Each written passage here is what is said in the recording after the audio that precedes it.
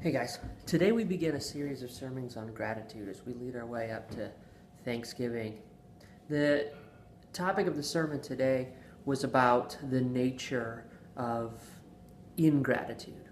So there is a part of us that we can be tempted to fall temptation to not appreciate the things that we have. Rick used the example of the children of Israel as they escape from their slavery in Egypt. They fall victim to constantly seeing their situation as reason to doubt and to complain against God's ability to provide and protect them.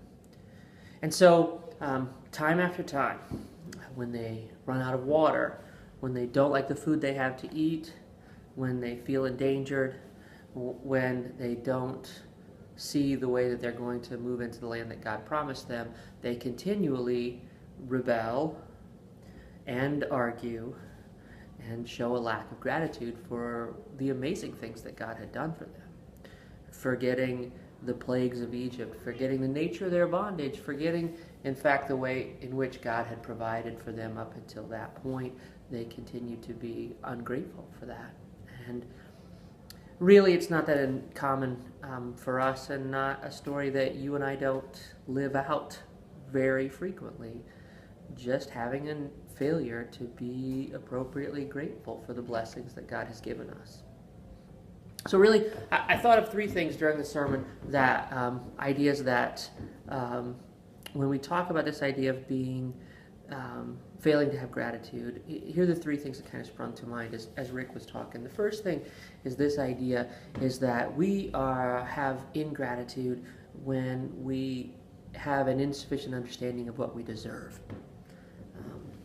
And as an American living in this culture, I have to admit that I'm as guilty of that as anyone. Defining our rights so broadly that we deserve things that would have been considered luxuries for almost any other person in the world and any other person living at any other time in history.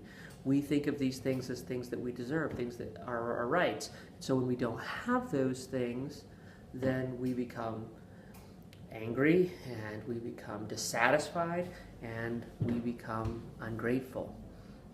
And so combating against that idea and understanding that everything we have is a gift from God, and everything that we have is not receipt of something that we deserve, but it is in fact an evidence of God's grace to us. And so working in our lives to see that and to savor the things that we have, even the smallest things, as evidence of God's grace, things for which we can be grateful and thankful. And so we have to retrain ourselves to not fall into the trap of thinking up what we deserve, understanding that we deserve nothing. We don't even deserve the next breath that we're going to take.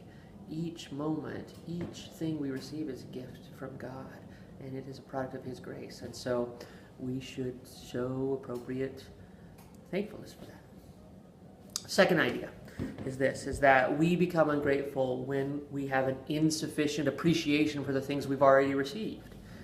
I think for you and me, we run into this issue so often that the things that we have already received, which we received with thanksgiving and joy in the past, we now find to be unsatisfying. And there is a law of diminishing returns as we fail to appreciate and savor God's great gifts. I know I fall victim to this, when I look at just from a technology perspective, the way that our lives have fundamentally changed from the phones we had on the walls of our homes to the iPhones that we hold in our hands, and at each stage along the way, how dissatisfied I was with each new technology so quickly. How when I had a cordless phone, I wanted a cell phone. And when I had a cell phone, I wanted a smartphone. And when I had a smartphone, I wanted an iPhone. And when I had an iPhone 3S, I wanted an iPhone 4. And when I had an iPhone 4, I wanted an iPhone 4S. And now I want an iPhone 5S.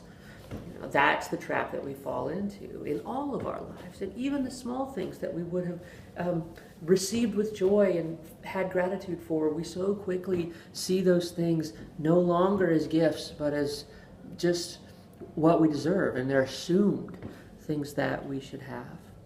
And so we fall victim to that. But primarily, I think, the third observation that I had as Rick was talking was this, is that we are ungrateful when we have an inadequate connection to God. Because as long as we define our gratitude by the things we see in the lives of others, whether that be we're going to be ungrateful because we don't have what other people have, or we're going to be grateful because we have what others don't have, that will always be an insufficient motivation, because in fact there will always be people who have more than we have, and there will always be people who have less than we have.